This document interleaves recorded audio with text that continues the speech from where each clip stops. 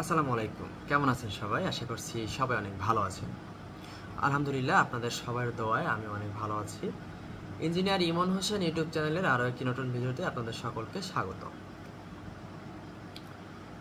তো সবাই এতক্ষণে বুঝতে পেরেছেন আজকের ভিডিওটা কোন টপিকে হতে যাচ্ছে। ফরিদপুর জেলা, এক নজরে ফরিদপুর জেলা, পদ্মা নদীর তীরে গড়ে ওঠা ঐতিহ্যবাহী জেলা ফরিদপুর। ইতিহাস, রাজনীতি ও সাহিত্যে ভরপুর এই জনপদ।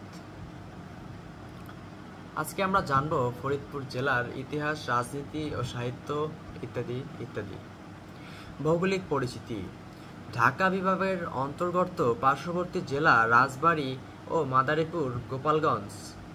ফরিদপুর জেলার আয়তন প্রায় 2072 বর্গ কিলোমিটার। ফরিদপুর জেলার ইতিহাস: নামকরণ সুফি সাধক ফরিদ উদ্দিনের নাম অনুসারে। জেলা প্রতিষ্ঠাতা 1815 সালে। শেখ মুজিবুর রহমানের পৈতৃক জেলা ফরিদপুর। দর্শনীয় স্থান: মধুখালী চন্দ্রনাথ মন্দির, শেখপুরা মসজিদ, পদ্মা নদী ও চরাঞ্চল। শিক্ষা: Faridpur medical college, Rajendra college ঐতিহ্যবাহী শিক্ষা প্রতিষ্ঠান প্রচুর।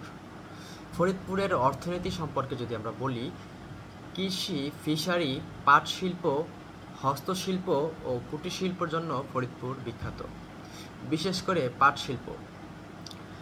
প্রশাসন ও ব্যবস্থা: ফরিদপুরে মোট 9টি উপজেলা রয়েছে। মোট জনসংখ্যা প্রায় 20 লাখের বেশি। এই ছিল ফরিদপুর জেলার পরিচিতি।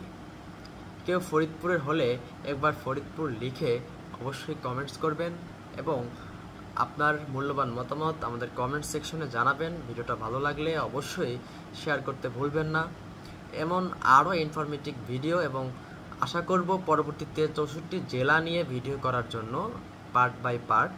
তো ভিডিওগুলো দেখার জন্য সবাই আমাদের চ্যানেলটি অবশ্যই সাবস্ক্রাইব করবেন এবং দেখা হবে আরও কত নতুন ভিডিওতে।